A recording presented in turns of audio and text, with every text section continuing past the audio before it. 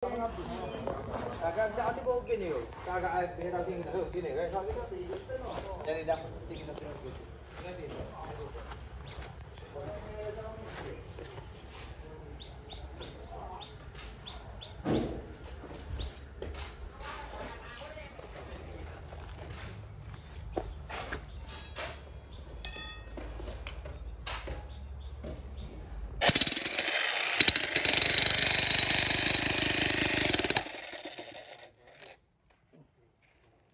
GB.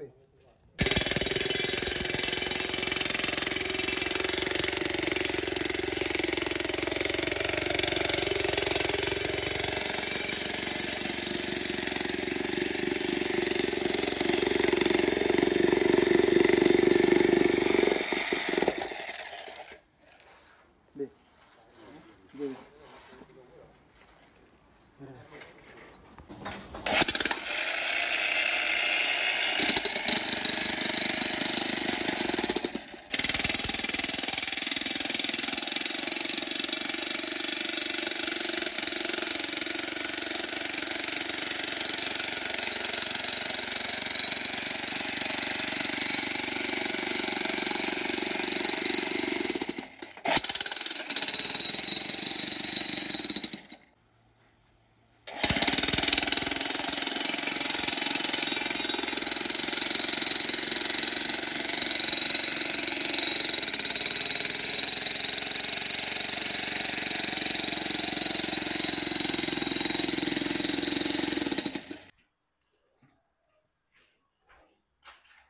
Assalamualaikum warahmatullahi. Selamat petang tuan-tuan. Alhamdulillah. Bulan puasa pun saya buat kerja. Jadi hari ini saya datang buat homestay ataupun chalet. Okey, 3 unit. 1 2 hujung 3 unit. Okey, dia tak besar pun chalet ni tuan-tuan. Cuma saya nak tunjuk dah.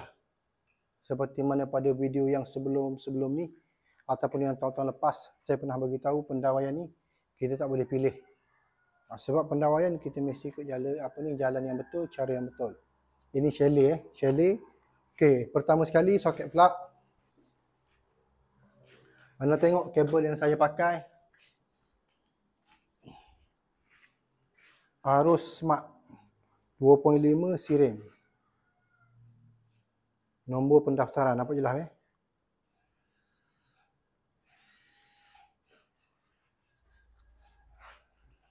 Satu, untuk kabel soket plug.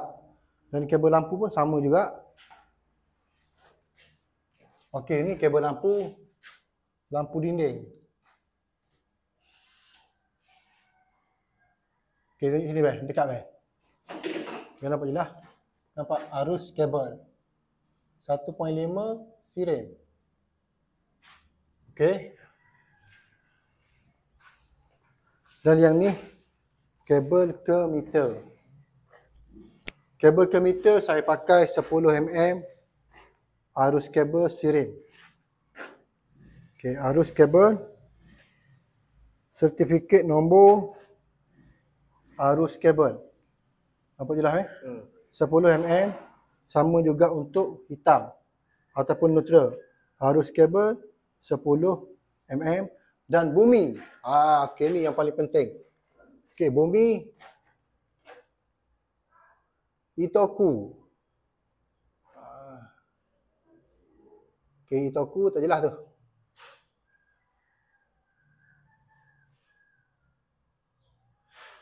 Okey, tak nampak Itoku. Okey, Itoku 10 mm. Kabel bumi tuan-tuan. Ini soket plug, itu aircon. Ni soket plug. Yang ni soket plug. Dan yang ni soket plug. Ini switch lampu luar dan ini adalah switch aircon. Sama je. Untuk rumah sebelah pun sama juga. Jadi apa yang saya nak tunjuk, jalan pendawaian yang saya buat, jalan yang betul. Saya tak ada shortcut. Sikit pun saya tak ada shortcut tuan-tuan. Okey, kabel bumi 10 mm, merah, hitam untuk submin. Kita tengok kat luar.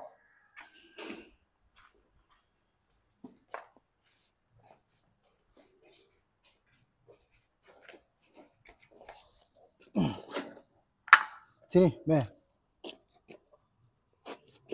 Okey, bagi je lah. Itoku 10 mm. Okey, 10 mm. Jelas. Okey, untuk root. 2 batang root.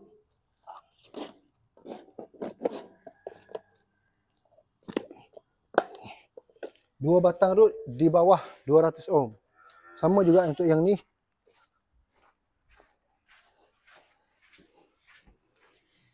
Okey, untuk rumah yang ketiga, kabel meter dah keluar.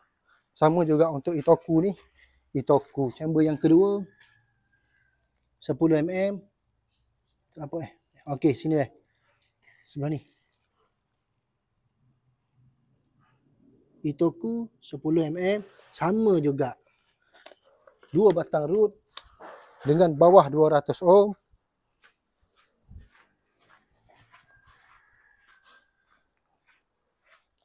Dan last sekali Itoku 10 mm. Itulah Itoku 10 mm sirim. Padu tak? Dia kena padu. Okey, last sekali armor kabel. Ini laluan armor kabel. Okay, ini laluan armor kabel. Dah 2 kali hack dah. Okey, sini.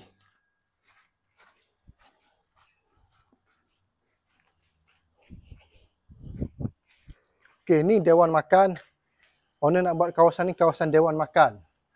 Jadi, saya bagi 2 pilihan. Boleh terbang pipe daripada atas, boleh. Kalau nak lalu cara yang smart, cara yang selamat, lalu dalam tanah. Bila dalam tanah, dia kena pakai kabel armor. 1.5 boleh, 2.5. Jadi saya suggest kepada owner, saya suruh pakai 1.5 untuk lampu. Okey, ni 1.5 untuk lampu 3 core. Dia tak tulis pula sini.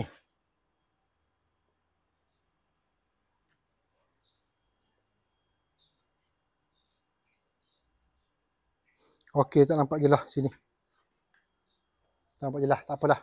Okey, yang ni 1.5 untuk pendawaian lampu bahagian ni sahaja. Lepas tu satu lagi, soket plug. Ini terbaru yang tambah 2.5 mm. Ambil daripada DB box, akan pakai junction board kat sini. Maksudnya armor kabel setakat ni akan potong lah. Tengoklah daripada paras mana, paras ni ke, Swiss.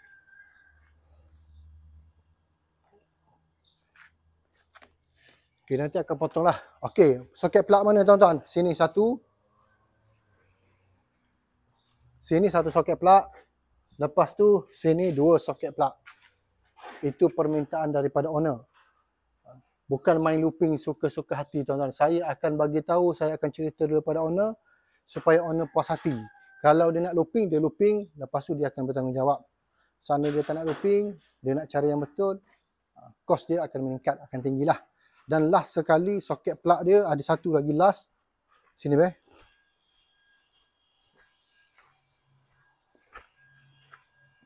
Okey, yang ni 4 mm. Okey, ni 4 mm. Untuk soket plug sedut air kolam. Sebelah ni akan ada kolam. Okey, satu lagi soket plug untuk water pump. Water pump untuk ni. Ini sebelah ni. Okey. Untuk water pump tak perlu pakai armor kabel dah. Saya akan lay kabel biasa bawa pergi ke sebelah. Jadi yang ni lita lain, MCB lain. Itu cara dia yang cara yang betul tuan-tuan. Biasanya bila soket berada di luar kawasan atau pada tempat yang basah, tempat berkemungkinan basah, dia mesti menggunakan RCCB 0.01 ataupun 10 MA. Berkepekaan. Syarat yang betul. Cuma yang ni saya tengoklah macam mana, saya bincang balik, saya pernah cerita pada owner. Sebab dia melibatkan soket plug luar. Bila soket plug luar, dia mesti kena ikut aturan yang betul. Cuma video ni sebagai bukti, setiap pendawaian yang berada luar kawasan ni, dalam kawasan chalet dia tu, saya dah buat letak asing-asing. Ambil daripada rumah yang ketiga. Okey, last sekali, yang ni paling kita suka. Sini.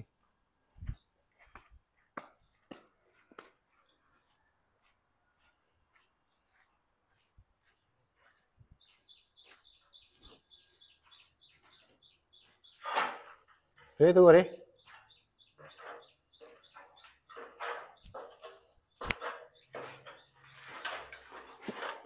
Tak apa-apa. Sini deh. Okey, anda tengok je hook saya pasang. Ambil bagi lama sikit deh. Bagi dia jelas. Okey. Agak-agak anda di luar selamat ataupun tak. Sebelum saya nak tanya anda di luar, anda boleh tengok saya bergerak apa ni.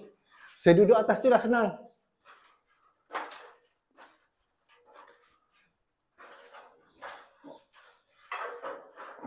Boleh dah? Nampak jelas Demo. Dia kuat tuan-tuan, kuat. Jangan buat. Saya tunjuk ni pada owner. Saya nak tunjuk pada owner tuan-tuan. Sebab owner minta saya pasang D-hook. D-hook dia tak kuat. Okey, sekarang ni kita nak pasang D-hook. Siling akan turun satu kaki daripada beam tu. Tengok, sekeliling. Bila satu kaki daripada beam, owner minta pasang D-hook. Last kali D-hook duduk pada atas siling ni. Contoh ni siling. D-hook akan duduk atas ni. Orang siling kebiasaannya pasang. Boleh faham tak? Tuan-tuan boleh faham tak?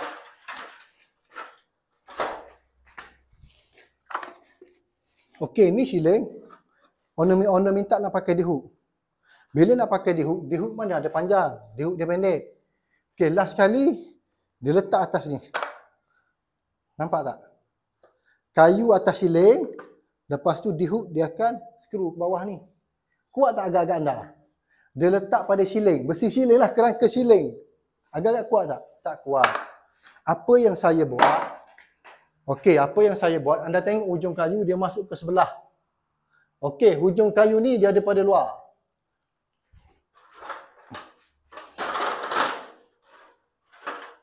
Sini weh. Okey, setiap hujung tu saya skru tuan-tuan. Yang ni saya paku. Gila dia, paku besi tu. Tengok tu paku. Itu skru satu, ni paku. Paku berapa inci? 2,5 inci. Yang tu dah memang termasuk dalam tu. Masuk dalam si channel dah ni. Dah 2 inci masuk. Takkan tak kuat. Ni kayu saya 2x2, ni J-hook. Okay, J-hook ni akan naikkan lagi selepas daripada siling masuk. Sepatutnya untuk kayu ni dia kena letak pada ni atas. Tapi sekarang ni poin tengah untuk soket level lap. Poin tengah untuk kipas, ni poin dia tengah-tengah. Jadi cara dia saya kena letak sini lah.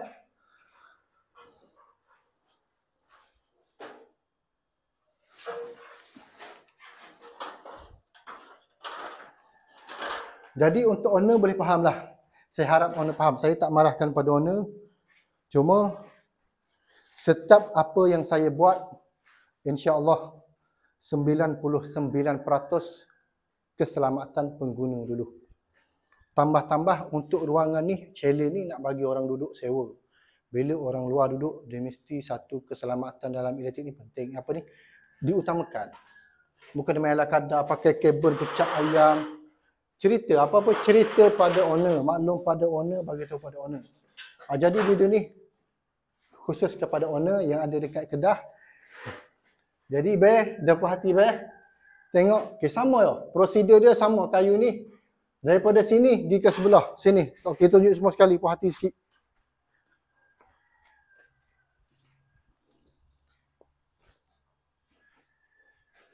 Okey tu tengok. Yang ni dia duduk atas. Dia yang semat dia duduk atas. Tapi tetap atas pun. Yang ni sebelah ni skru. Sini sini Okey. Skru. Okey, rumah nombor 3. Last sekali. Ni nombor 3 dah Oh. Aduh pening. Aduh pening nak minum air dah.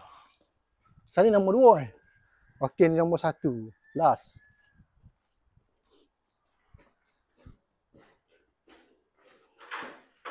Tengok, sama juga. Semua saya paku. Semua paku dia dari tu dia. Paku tuan-tuan. Paku. 2 batang root nak masukkan jackhammer. Nak masukkan root, saya pakai jackhammer ni. Pakai jackhammer. Bulan puasa. Roti ada, roti. Bos. Ada roti, bosku. Bukan. Jadi itulah proses dia. Alhamdulillah. Rumah ni earding sahaja. Earding cuma 200 ohm. Dalam apa ni? Dalam garis panduan juga. Dalam law yang ditetapkan oleh Suruhanjaya Tenaga, saya pasanglah, tak ada masalah untuk 200 ohm. Terpulang pada owner minta 200 ohm. Jadi last lah projek saya kat sini tuan-tuan. Untuk bulan puasa ni penat, tapi alhamdulillah Allah bantu bagi tenaga, bagi kesihatan, bagi kekuatan untuk saya siapkan. Alhamdulillah. Walaupun dalam penat, cara yang betul juga wiring saya buat. Still pakai kabel sirim, still buat cara yang betul lah. Owner tak nak untuk 10 ohm, tak payah. 200 ohm. 200 ohm saya tak perlu check lah. Pakai anggaran ni.